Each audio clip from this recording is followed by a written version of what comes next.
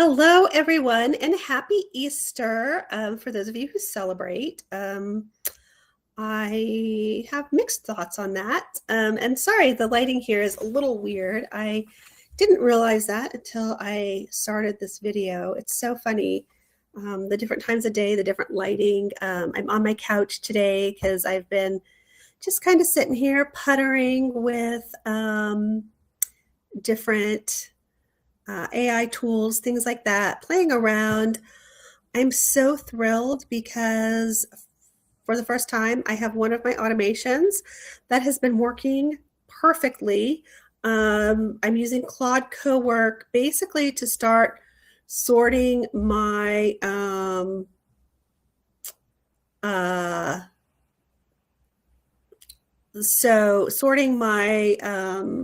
whatchamacallits, my dictation files. There we go. So some of you may know that one of my big pain points in my writing process is that I dictate everything that I write, which is why I think that these lives have been so much nicer for me than writing and posting all my posts. I know I haven't posted like posts, I've posted notes. So if you're seeing this video via email and everything, and you're like, yeah, we haven't gotten like a real long form post from Danica in a while, it's because I do a lot of notes, but not posts, because on my phone, lovely little phone, I dictate all of my posts, and I have this huge backlog of recording files, and I put them in for transcription. Well, they automatically transcribe, but then I don't have like the workflow of cleaning them up, putting them, organizing them, and then I can clean them up and post them. And so by the time I'm through with everything in my life right now, I've just been too exhausted to go through the cleanup and posting process. And so I created this workflow that finally what I've got is using Claude Cowork. I have everything that is on my phone. It's now in a Google Drive, which then Cowork can process and put into Notion.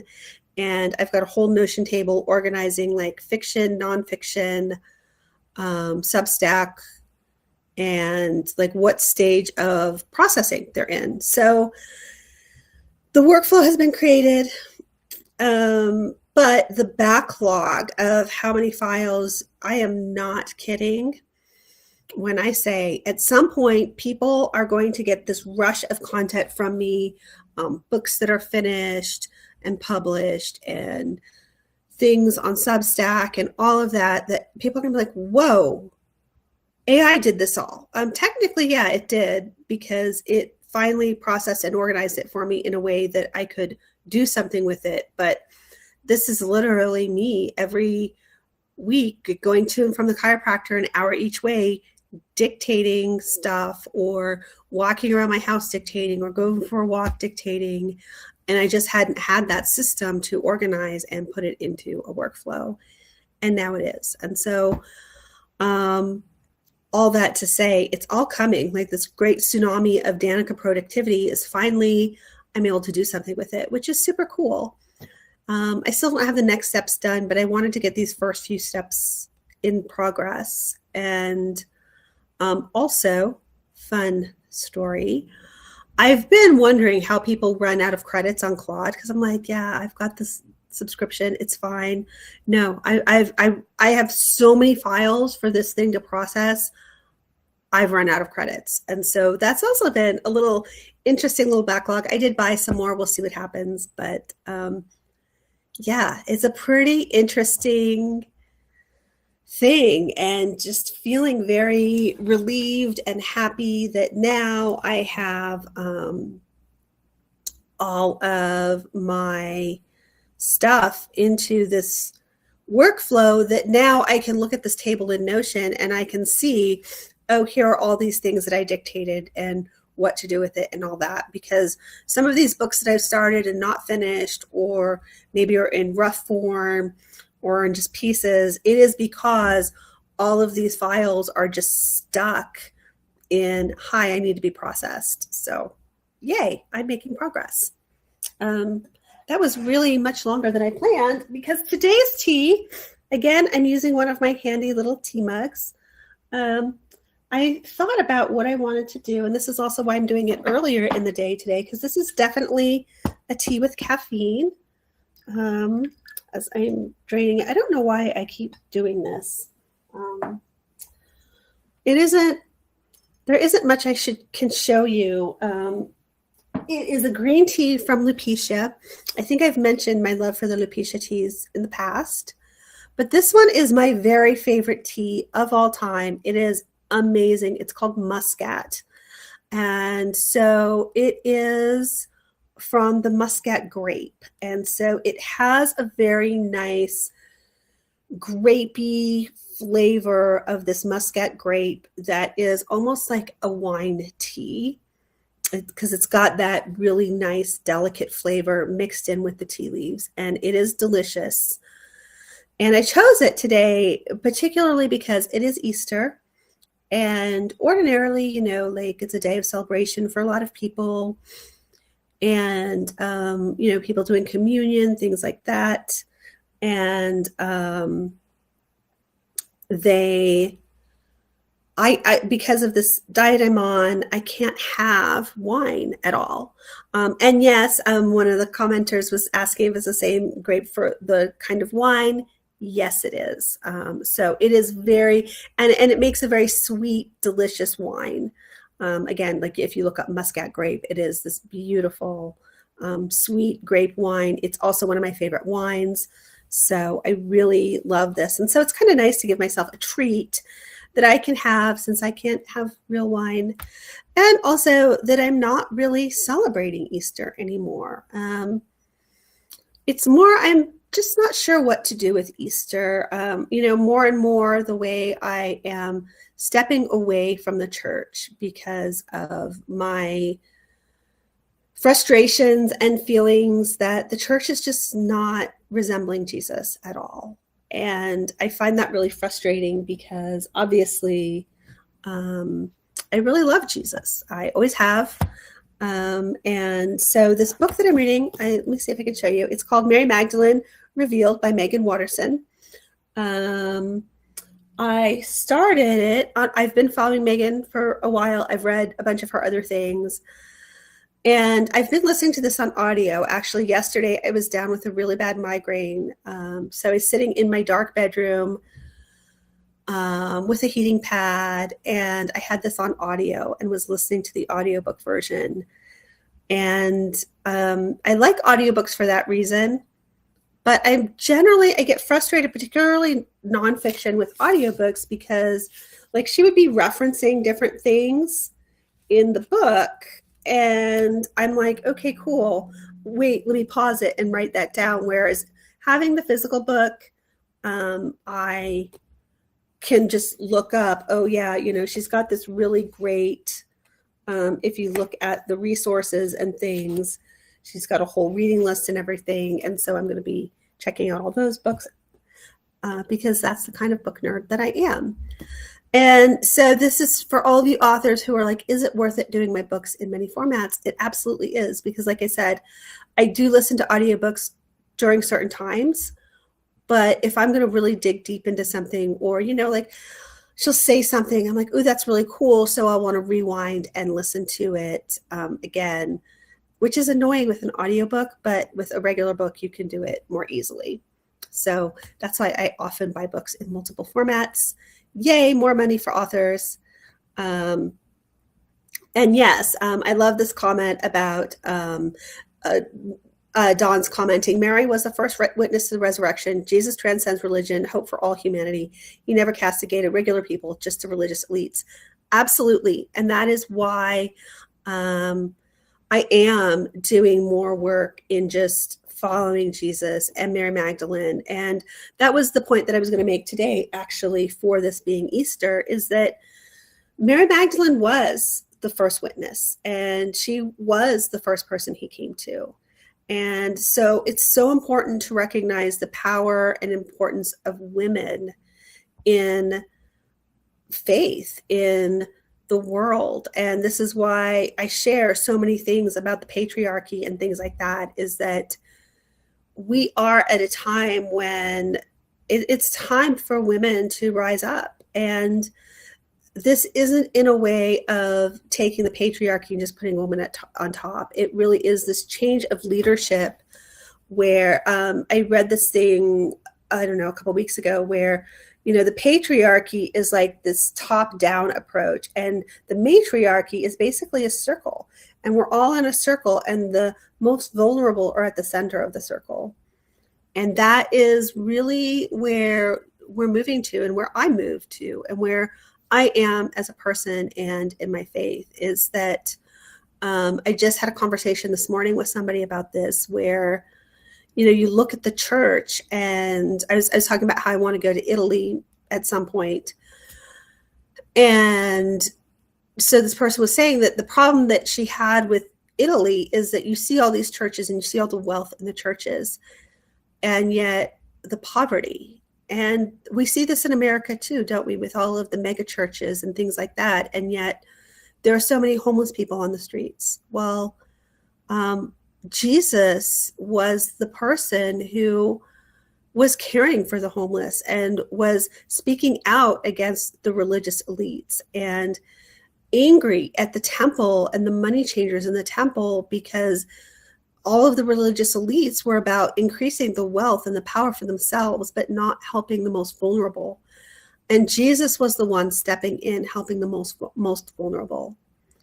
And that's where my faith is. It is about how can we all come together to love and protect the most vulnerable in our society, so that we don't have a society where we even have to talk about these vulnerable people, where we have to look at ways of improving our lives without also bringing along people with us. And that's always been my mission, is to, yes, I absolutely want to better my life and do things with my life and have other material things, but I don't want to do that in a vacuum. I want the people around me also to prosper and have beautiful, wonderful things and not have to struggle.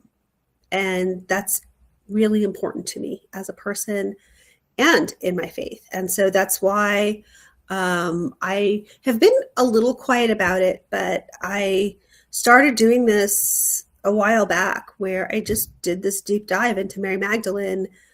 And I've been reading a whole lot about women and goddess culture and all of those things that have been suppressed over the years by the church. And interestingly, I went to a class at my church at the time that was talking about why we believe what we believe as a church and where our statement of faith and all of these things come from. And I asked the question then and never got a good answer. And now I'm asking the question, and I'm not asking it of the church because they don't want to, they don't want to ask those questions and look in the mirror. They want to just solidify their power. And so how Christianity and the church came into being in the very beginning was this solidification of power. And who was part of that but the elites and the men? They weren't bringing in women to be part of that conversation because they didn't believe women had anything important to say. And they weren't looking to the people that Jesus was helping in his ministry to ask for their thoughts and their inputs. And that's something that weighs heavily on me. Even, today, here we are, we're Easter, and are we acknowledging the women who were there, who brought the good news of the resurrection?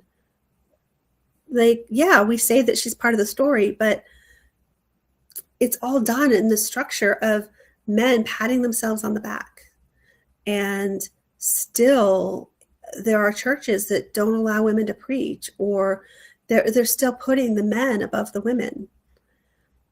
And I'm just not there for that anymore. I'm not open to a structure where we are not seen as all divinely equal in the eyes of God.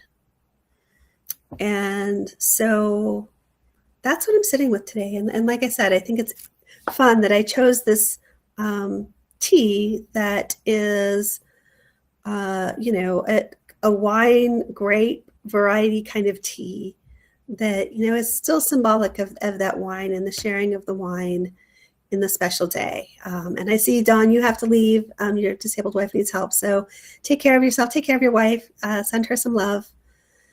And yeah, so that's what I'm thinking about today as Easter and spirituality. Again, it's not about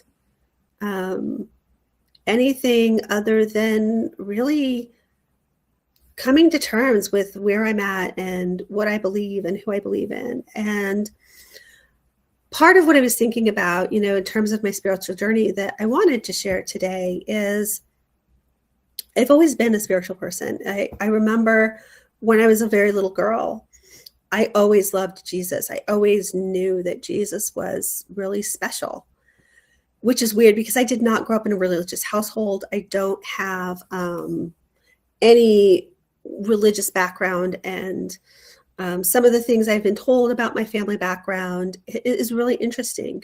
My grandparents on both sides were divorced, and they were excommunicated from the church because of their divorces, because they were divorced, in like the 60s, 50s, 60s, somewhere in there, when divorce was frowned upon in our society and in our church. And then later I found out my mom's side of the family, they actually were Jewish. And when they came to America, they changed their last name so that people wouldn't know they were Jews. Funny story, their name that they changed their last name to is Gentile, because how to say I'm not a Jew, but say I'm a Gentile. I just thought that was pretty funny. But, it's interesting that there's this history that I don't even really know because my family doesn't like to talk about it. And yet I always had the sense of Jesus and loving Jesus. And because of that, when I was a child, I went to as many churches as I could go to. If I had a friend who went to church on Sunday, I would always be like begging for that invitation to church, which, my friends would be like, oh, I have to go to church. I hate going to church. I'm like, oh, can I go? Can I go? Which is really hilarious. But for me, it was never about the church. It was always about, I just want to know Jesus. And I have probably been to as many different sections of Christianity as you can possibly find. And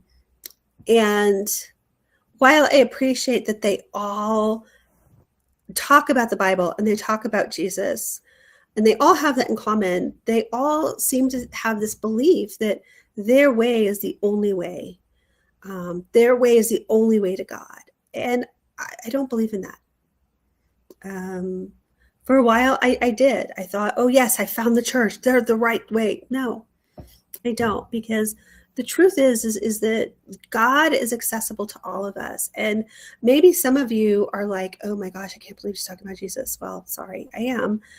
And like, if you look at stuff I've written, it's all about faith. But I don't believe that you have to go to a particular church or subscribe to a specific doctrine, because God, Jesus, whatever deity you feel is appropriate for you, that you feel called to, you have that ability to go to yourself. You don't need a middleman. You don't need these extra people to get you there.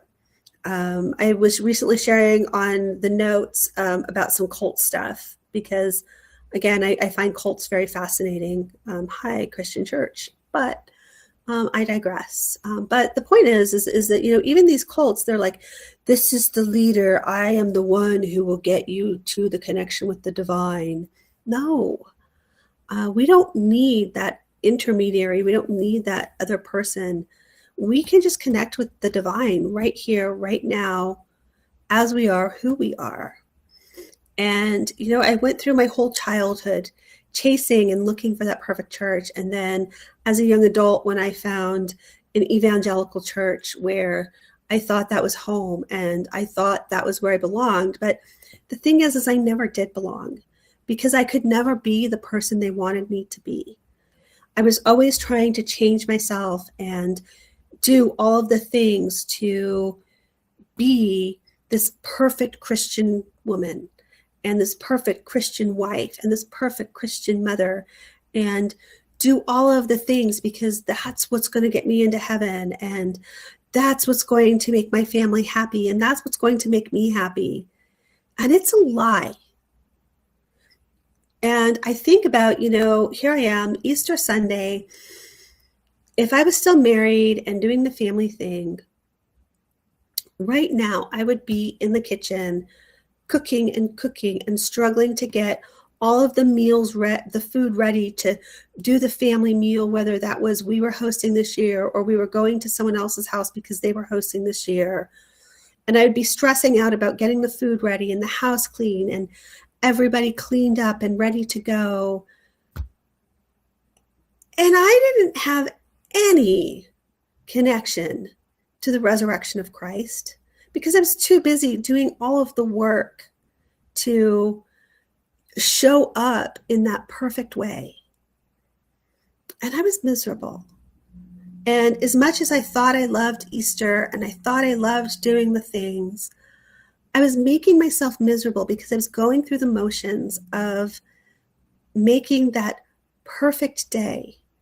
Only it wasn't perfect because deep down I was angry and bitter and upset because family members weren't helping me or my husband wasn't doing the thing I needed or he was doing it wrong or he wasn't listening or the kids weren't listening. I mean, my goodness, how many times do you go to church on Sunday and you see the mom snapping at her kids for just being kids, but they're in their beautiful Easter clothes and God forbid they get them dirty. And I'm not saying that to be critical of the mothers because I was that mother too. I had those moments too. And yet we think that we're doing this deep spiritual thing, but are we? Or are we putting on these masks and all these layers to try to be perfect for the holiday when we aren't showing up for the greatest thing that is there? And that is that spiritual connection and that reminder of a spiritual event. That's what we're here for. But we're so busy with all of the pageantry and the fripperies and the preparations and the meals that we forget. And I'm not willing to do that anymore. I'm not willing to live my life in that way anymore. Now, whatever holiday or celebration of those things are, I'm here to celebrate it in a way that is authentic to me and authentic in the way of acknowledging whatever holiday or spiritual event it is. And so that means that, I'm obviously, I brushed my hair today. So congratulations me, I brushed my hair. Am I wearing makeup? No. Am I dressed in anything fancy? No. Because it isn't the point of the celebration. And yes, good afternoon, Allie. Thank you for joining today.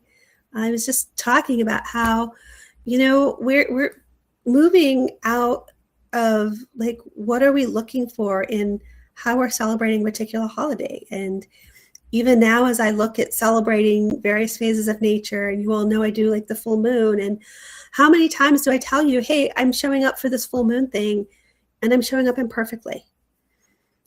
And that's the point.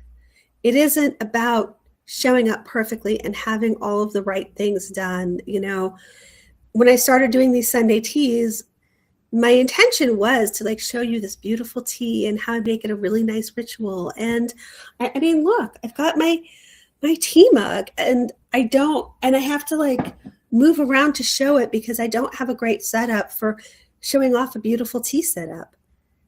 And you know what? That's okay. because I am doing the thing. I'm drinking the tea. I'm taking the time. I'm sharing the moment. And so even though, yeah, it's not perfect, you don't get to see a beautiful tea setting. You don't get to see my beautiful home. Actually, my home is not beautiful right now. It's kind of a mess today. I have had migraines off and on all week because of the crazy weather. And so my house is a mess. My kitchen sink is full of dirty dishes. And it's okay. And if anyone came over today, I would be like, yep, sorry, my house is a mess. Enjoy. I'm not going to knock myself out to clean my house unless I have the energy to it, because I do like it, have a clean house. But I'm not cleaning my house for anyone else anymore. I'm cleaning my house for me. I'm doing these things to fill my soul and fill my bucket. And if it happens to also fill other people because of my overflow, then great.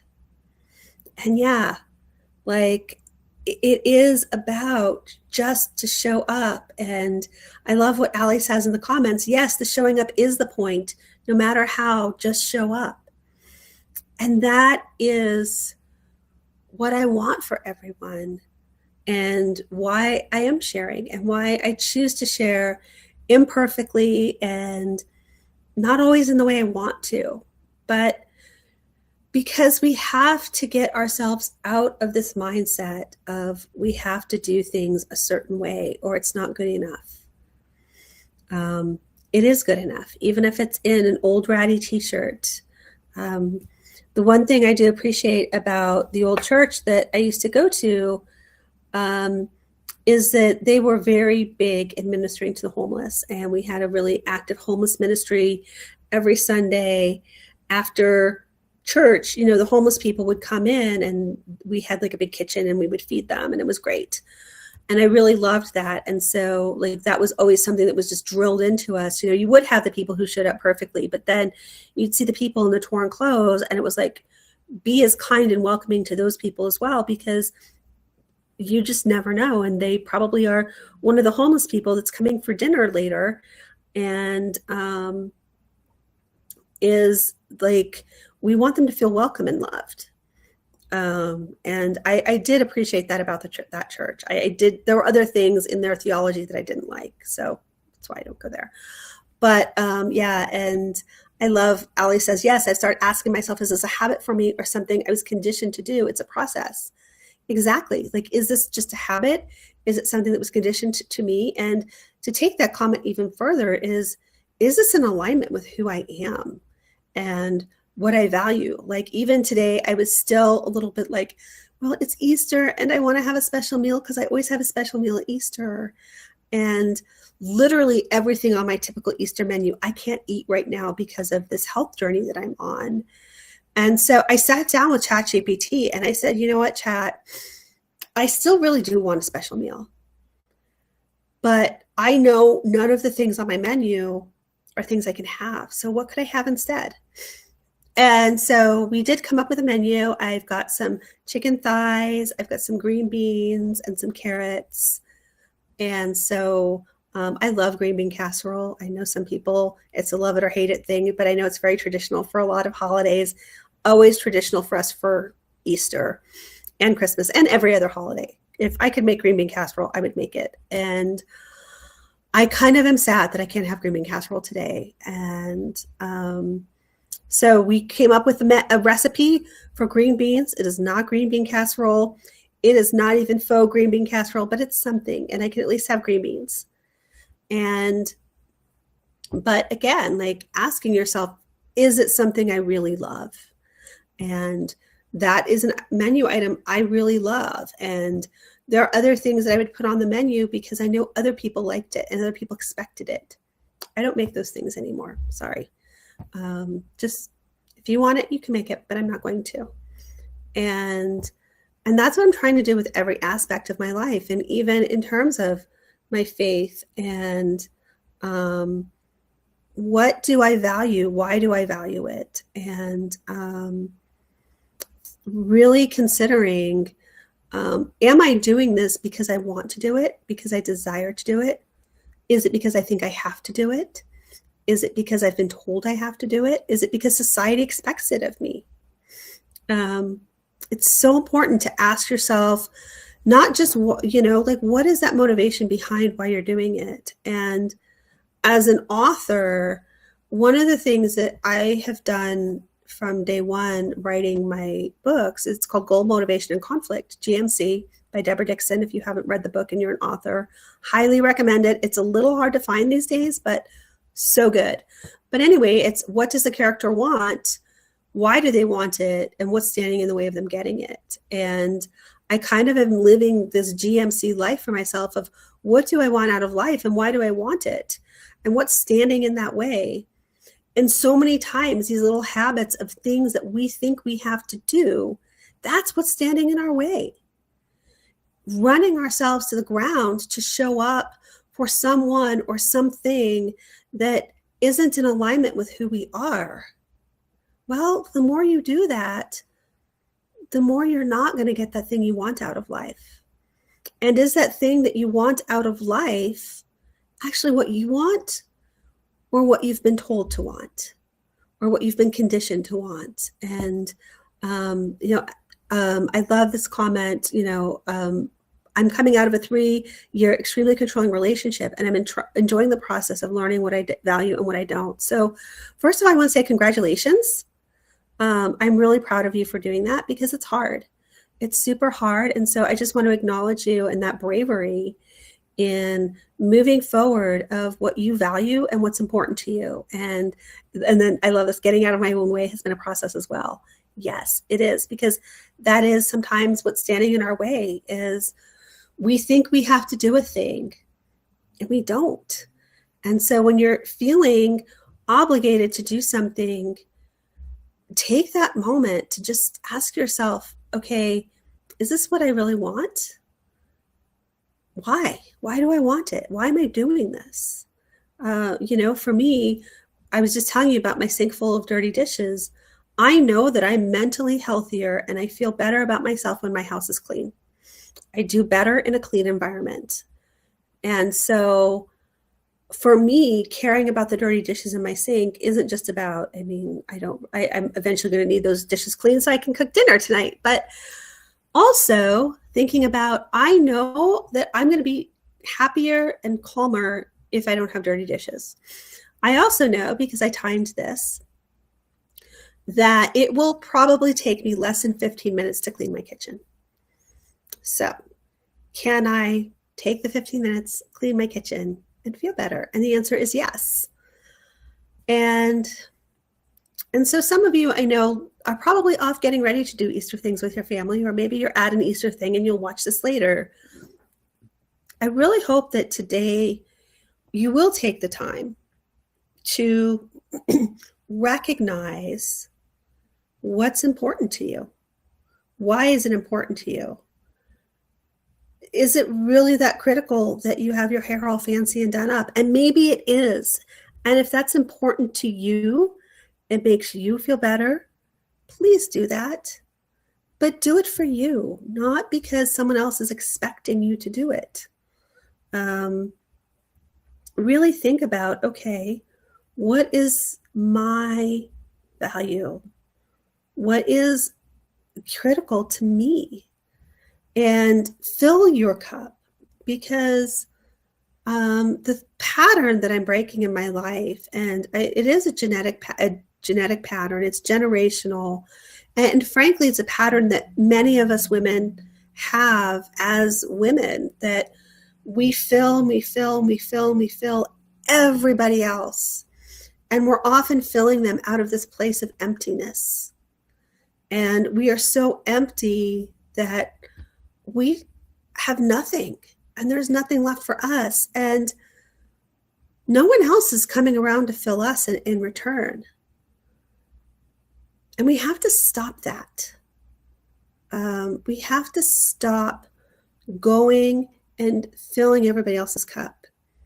The model, and this is again moving out of the patriarchy, is to start filling from our overflow, filling ourselves.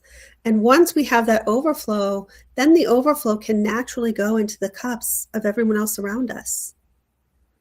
But if we're so busy racing around trying to meet everybody else's expectations, we don't have that and we can't do it.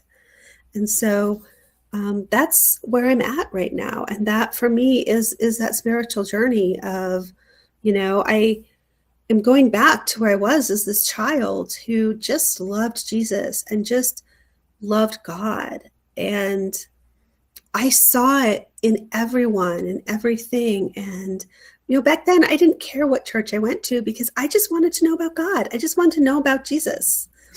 And now I'm not getting my learning from the church because, again, I think that I haven't found a church that isn't in alignment with my spiritual beliefs.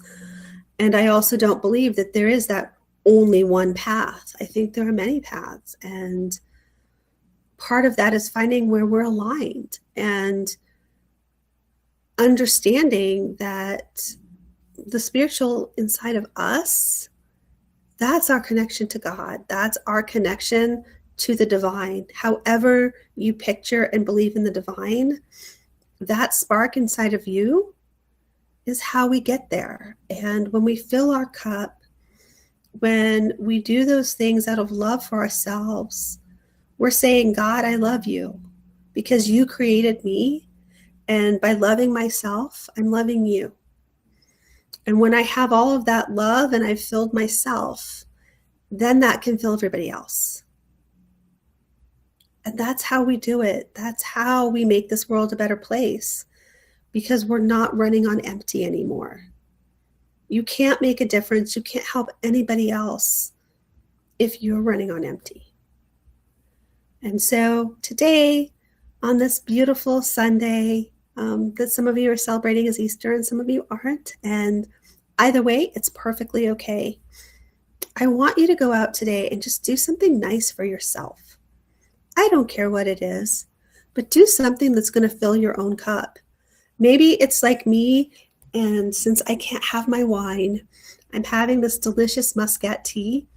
Like I said, it is my favorite, and this is the very last of this tea. So I'm on a tea buying moratorium until I've used up some more of my tea. So hopefully this encourages me to drink my other tea, because this was the very last of this. And the truth is, I've been saving this tea. I've been saving this tea for months because I knew this was the last. And I haven't wanted to drink it because I knew this be it. So this is my last cup of it. And I'm actually okay with that because I can buy more. And I have so many other wonderful teas that I will be able to drink. And then when I can buy more of that, I will be celebrating. So thank you for being here. And like I said, please go out and do something nice for yourself. Maybe it's having a nice cup of tea. Maybe it's just having a moment of quiet, or reading your favorite book, or taking a walk, or not doing anything, or saying no to someone who wants you to do something that's not in alignment with you. Do something for you today. I hope you have a really wonderful day, and I'll see you again next Sunday for Tea Time with Danica.